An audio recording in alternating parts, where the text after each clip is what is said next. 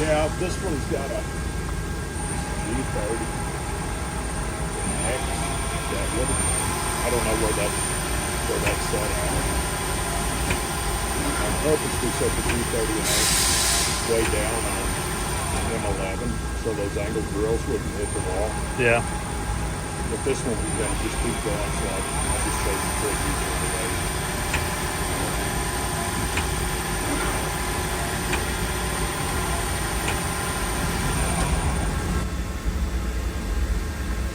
Those holders will only work on this machine.